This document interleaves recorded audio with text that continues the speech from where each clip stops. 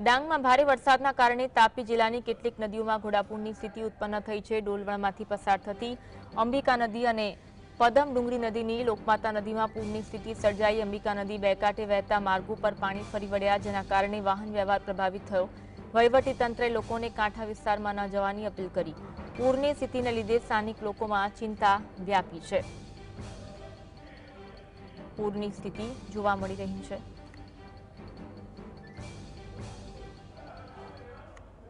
આજ અંગે વધુ વાત કરીશું। સંવાદદાતા સાહિસ અમારી સાથે લાઈવ જોડાયા છે। સાહિસ, તાપી જિલ્લાની કેટલીક નદીઓમાં ઘોડાપૂરની સ્થિતિ, પૂરની સ્થિતિ પણ સર્જાઈ છે। હાલ કેવી પરિસ્થિતિ?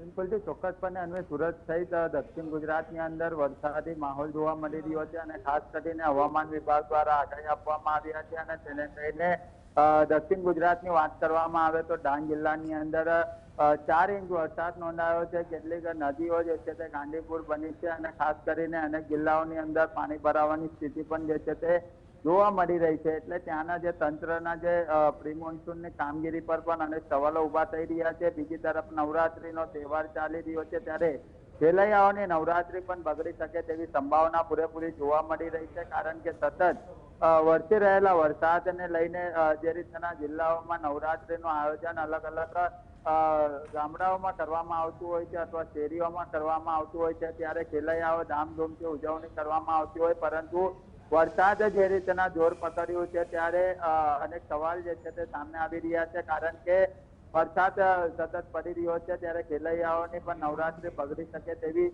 સંભાવના છે। અને ખાસ કરીને અલગ અલગ જે ત્યાંની ડાંગ જિલ્લાની જે નદીઓ આવેલી છે તે પણ ગાંડીપુર બની છે।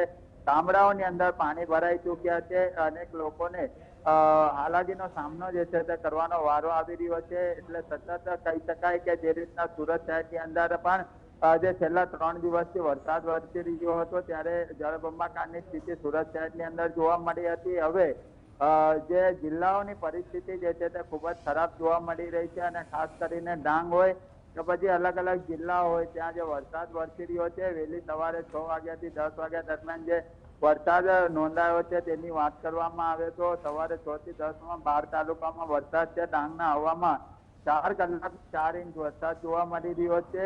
સુબીરમાં 1.5 ઇંચ વરસાદ જોવા મળી રહ્યો છે અને અન્ય 10 તાલુકાઓમાં નોંધપાત્ર વધારો વરસાદનો જોવા મળી રહ્યો છે। એટલે સતત જે રીતના અત્યારે અપડેટ સામે આવી રહી છે તેને લઈને અત્યારે જે ડાંગ સહિતના અલગ અલગ જિલ્લાઓના રહીશો પણ ચિંતામાં મુકાયા છે અને સતત પાણી ભરાવાના કારણે લોકોને હાલાકી પડી રહી છે। જી, લોકોનું શું કહેવું છે? હાલાકી પડી રહી છે, તંત્ર દ્વારા પ્રી મોન્સૂન કામગીરી કરવાના દાવા કરવામાં આવ્યા છે, પરંતુ પોકળ સાબિત થયા છે, ત્યારે